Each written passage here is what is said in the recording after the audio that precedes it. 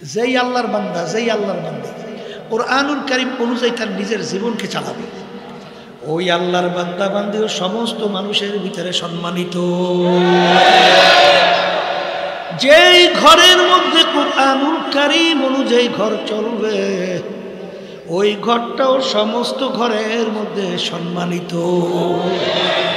যেই সমাজের মধ্যে কুরআনুল কারীম অনুযায়ী সমাজ চলবে, ওই সমাজটাও সমস্ত সমাজের ভিতরে সম্মানিত। যেই রাষ্ট্র, যেই দেশ কুরআনুল কারীম অনুযায়ী চলবে, ওই দেশটাও সমস্ত দেশের মধ্যে সম্মানিত। আল্লাহর বান্দারা কথা ঠিক না বেঠি? একবার আমার বাচ্চাদেরকে বলবো, নামাজ পড়ছি কার হুকুম? হ্যাঁ, রোজা রাখছি কার হুকুম? সেই মালিকই তো কুরআনুল কারীমের ভিতরে বলেন, এই আকিমুদ্দিন। এটা কি আমরের শিখে না? কথা কয় না? কি আদেশ না? আকিমুস সালাহ, আকিমুদ্দিন, পার্থক্য কি? কথা কয় না? ও, আপনি দরবেশ হয়েছেন, বুজুর্গ হয়েছেন না? হ্যাঁ, আল্লাহ রাব্বুল আলামিন বলেন, আমার দ্বীন প্রতিষ্ঠার জন্য চেষ্টা করো। ওমান লাম ইয়াহকুম বিমা আনজালাল্লাহ ফাউলাইকা হুমুল কাফিরুন ফাউলাইকা হুমুজ জালিমুন ফাউলাইকা হুমুল ফাসিকুন। যারা আমার নীতি আদর্শ অনুযায়ী রাষ্ট্র পরিচালনা করবে না, ওরা কাফের, ওরা জালেম, ওরা ফাসিক। কথা ঠিক না বেঠিক? শোনেন আল্লাহর বান্দারা, আমরা অনেকে তো আলেম হইছি। কি হয়েছি? আলেম হয়েছেন, কিন্তু নায়েবে রাসূল নাই। কি হয়েছে? আসতে কয়, আলেম হয়েছেন, নায়েবে রাসূল হন না। আলেম মানে জানা। আপনি শুধুমাত্র কোরআন এবং হাদিস, ফিকহ, বিভিন্ন শাস্ত্রের বিদ্যা শিক্ষা করছেন, কিন্তু নায়েবে রাসূল ভিন্ন জিনিস। নবীর নায়েব, মা আতাকুমুর রাসূলু ফাখুযুহু ওয়া মা নাহাকুম আনহু ফান্তাহু।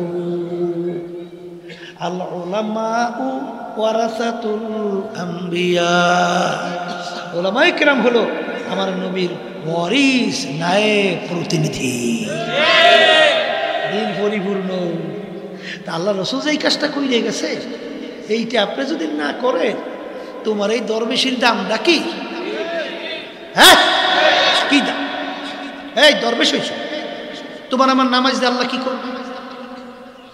আল্লাহর কি নামাজের দরকার? এটা মুখ খুললে কথা কই।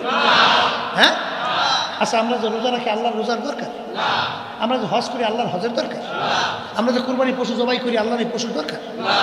তাহলে আমরা নামাজ পড়ি, হুকুম পালন করি, রোজা রাখি, হুকুম পালন করি, হজ করি, হুকুম পালন করি, কোরবানি করি, আল্লাহর হুকুম পালন করি।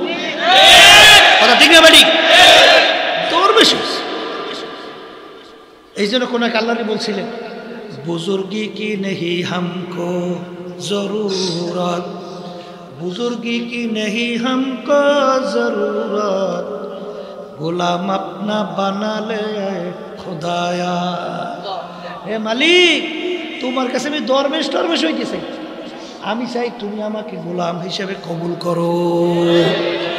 দিন কিন্তু পরিপূর্ণ, দিনের ভিতরে পুরো ঢোকার জন্য আমার মালিক তোমাকে আমাকে হুকুম করছেন।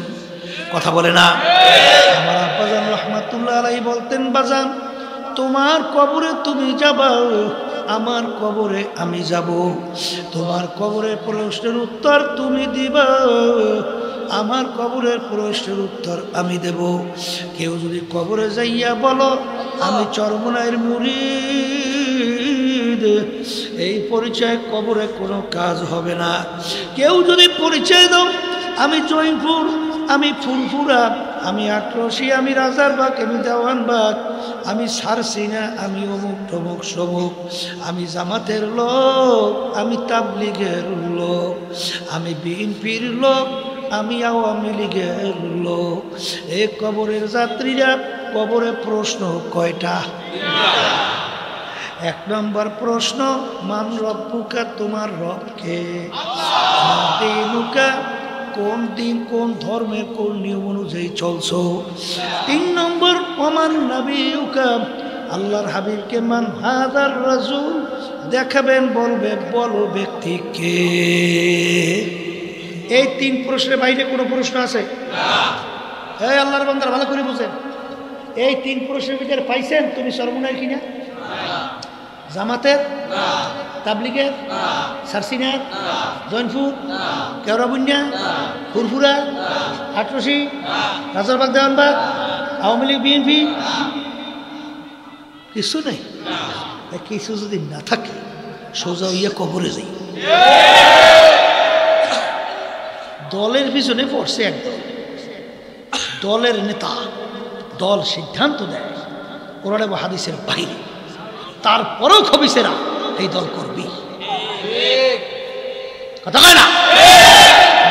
রহমতুল্লাহি আলাইহি বলতেন, যারা চরমনাইতে আসছো, যতক্ষণ পর্যন্ত তোমাদেরকে কোরআন এবং হাদিস অনুযায়ী পথ দেখাবো, ততক্ষণ পর্যন্ত তোমরা আমার কথা মানবা। আর যখন কোরআন এবং হাদিসের বাহিরে আমি পথ দেখাবো, আমার থেকে সৈরা ভাইকে যাওয়া তোমাদের জন্য ওয়াজিব। চরমনাই মুজাহিদ কেউ এই কথা মনে আছে?